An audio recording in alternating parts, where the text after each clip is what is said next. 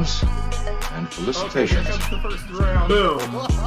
And Jeez, that was just Boom. unnecessary. You kidding me? You can't be out of range? What? greetings and felicitations, YouTube. Jarl of the Appian way here with a tournament battle replay. This is from my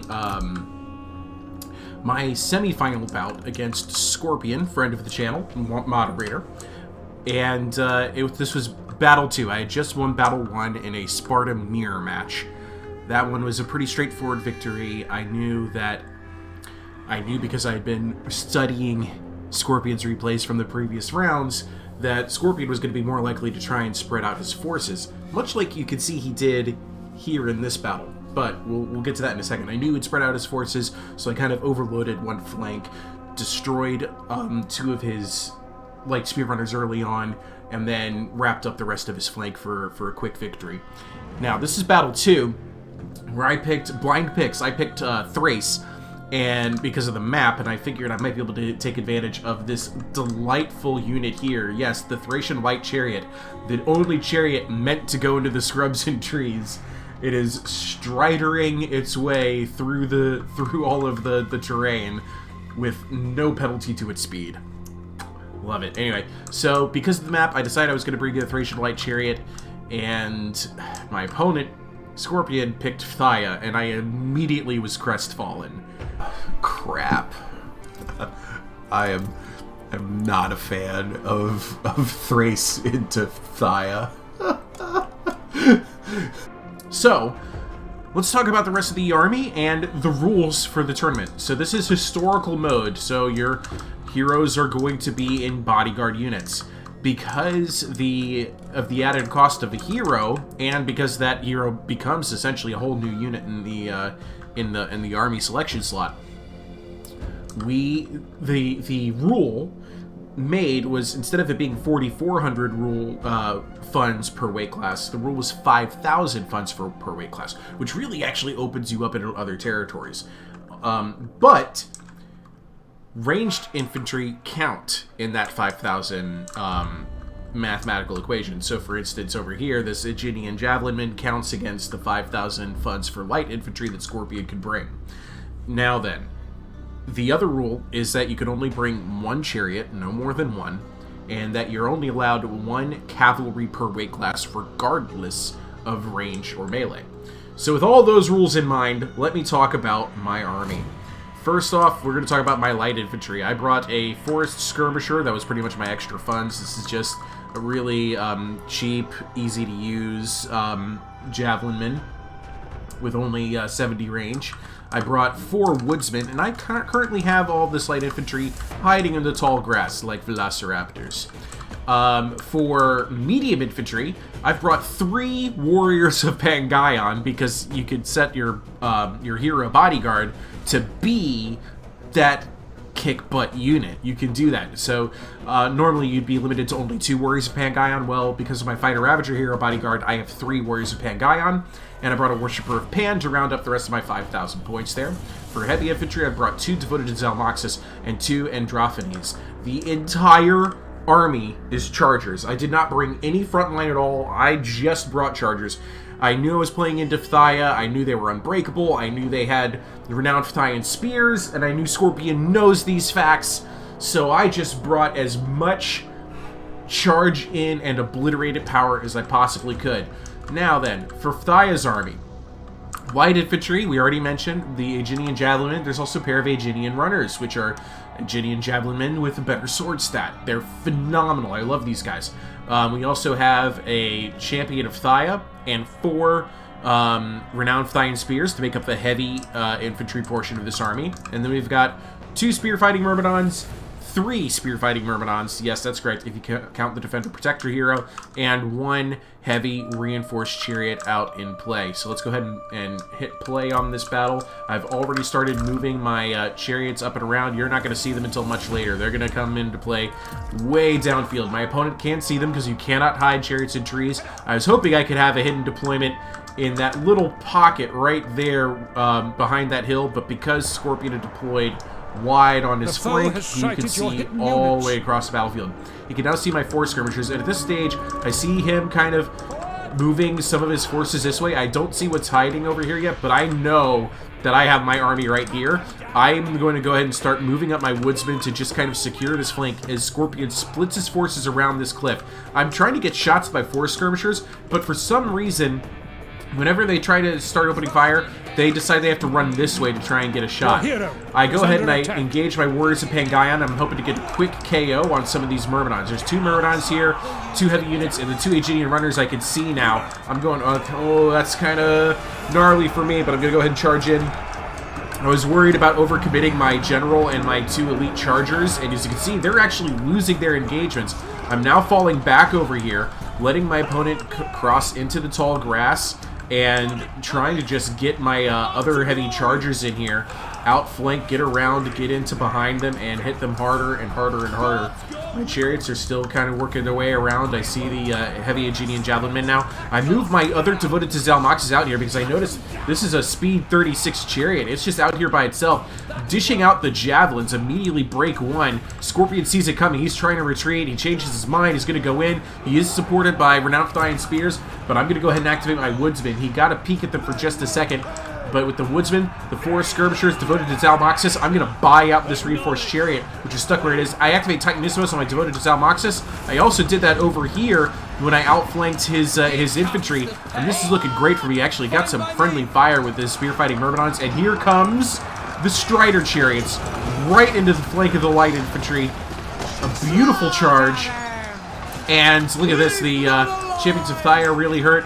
The reinforced chariots are now routing into my tree lines. I'm going to go ahead and fall back from these 3 renowned Iron Spears. I did get 1 woodsman out here to just kind of grab it and slow it down. This is not a fight this woodsman can win. That woodsman is outclassed. I want to say 3-1 on funds. And then my warriors of Pangaean, I maneuvered them out here. They're going to grab this other renowned Iron Spear, which is going to do just fine.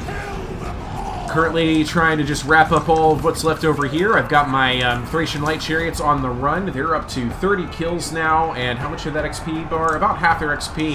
I'm hoping I can get them into this Aegean Javelinman and maybe into the back of the Spear-Fighting Myrmidon. Meanwhile, I turn around my 4 skirmishers to go ahead and shoot this renowned Iron Spear in the back since I know this woodman is outclassed. But the woodsmen, they're just not routing. God bless them. They really stuck with it for a very, very long time against these elite renowned Iron Spears. There goes the reinforced chariots. And try to make sure that I can get my 4 skirmishers away from that Myrmidon. I was actually retreating from the Myrmidon with my hero because I just didn't want to risk my hero dying in the battle and then turning everything around. Meanwhile, the Aegean Javelinmen decide they've had enough of this Thracian Light Chariot. They're going to shoot it to pieces, and it is gone. Now, my army is a little bit blobbed up here, and Scorpion knows this, and he's going to try and get some value with his Aegean Javelinmen shooting into this blob. The 2 Aegean runners are still here. There's a Myrmidon and a Champion of Thia. Those 2 units will not rout. There's another Myrmidon right here. It's getting cleaned up by my warriors of Pangaean, but their morale is starting to get a little shaky. No more ammunition. And then look at this. There's only 1 unit left in this Myrmidon unit, and it's his freaking bodyguard. It's not his bodyguard. It's his general. I was so mad at that. I was like, come on, how come he isn't dead? Scorpion's 1 remaining Myrmidon is his hero. Come on. Get back here and die like a man. Get back here. Get back here. Where are you going? Thank you. Woodsman continuing to hold on miraculously, but my heavy forces over here, they're losing their engagements. They're getting shot up by javelins. Spear-fighting Myrmidons are free. I'm going to go ahead and get this other warrior Pangaean out here. This guy has got to die. Finally got him. They have a quick celebration, but then I immediately give them new orders. Boys, we've got to get back into it because I'm routing over here. The combination of fire here. And look at this. I love this moment. My Thracian Blight Chariots regrouped.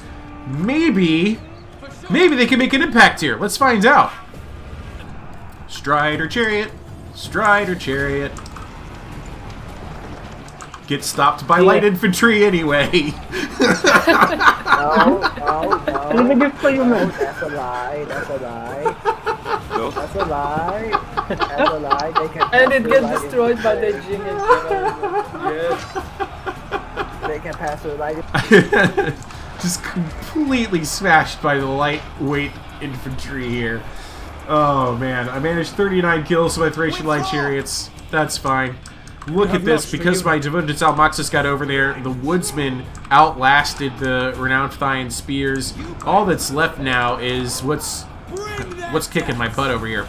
I tried to get this Woodsman out and around to the flank, but it got kind of hung up on some terrain and some melee engagements and couldn't quite avoid. This Woodsman's going to go ahead and rout. My Woodsmen, man, they're really doing well for me for being such a cheap unit. Worshippers of Pan are back over here. I'm hoping I can get them back in. We've shattered the Aeginian runners. This Aeginian Javelin is coming back, though. It's still got Javelins to spare into my unshielded Warriors of Pangaean bodyguard unit. I'm not liking this at all, but I need to try and outflank this Myrmidon if I'm going to have a choice, if I'm going to have a chance to kill it. But look at that. There was like one volley, 3 or 4 more dead units. A couple of them taking some injuries. And here comes more Javelins just right into the back of my my General's bodyguard. I'm still trying to get my Forest Skirmishers to get shots on his Aeginian Javelin men, but they will not get the angle. The Javelin men shatter. That was army losses, so I didn't need to worry about it. And all that's left is this one unit of Myrmidons. And I took the semifinal 2-0, and then went on to the finals to face Cubs, who I felt got us an upset victory against Toffer. Whew. But that was still a lot of fun. I had a ton of fun with this battle, and I had a really good result in the finals as well. I'm going to cover that in a different video. My best games were the games where I was playing into what I felt was a disadvantage. And hey, sometimes you get the result, sometimes you don't. Meanwhile, let's take a look at some MVPs. I wanted to give an honorable mention here. The Aeginian Javelin men that Scorpion played here. 1256 damage caused as gold value, 73 kills. A beautiful showing from that Aeginian Javelin man. The other units, though, tell a different story. 411 on his 1100 cost reinforced chariots. His Myrmidons, 1034. 2638 on this spear-fighting Myrmidon. Beautiful. 533, 583, 789, and 334 for his Renowned Flying Spears. Champions of Thia not reaching value, almost getting there though. And then the 2 Aeginian Runners just under par. The Protector with his Myrmidon unit, 1030, definitely not paying for himself. But let's see here, I don't know, 2638, that could be enough for MVP. It probably will be, actually. Yes, it is. Our MVP is 100% the spearfighting Myrmidons of Thia. 30,000 damage cost, 256 kills.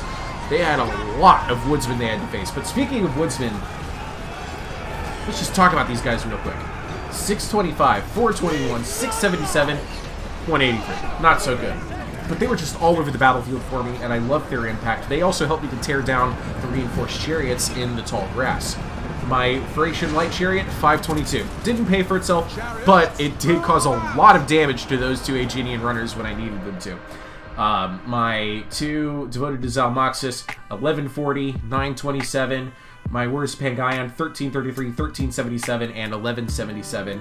Then my Androphanes with 1026 and 729. Worshippers of Pan, 527. So, that was it for the semifinals. Stay tuned for the finals, where I will show you at least one replay from that, okay? Ta-ta, I love you all.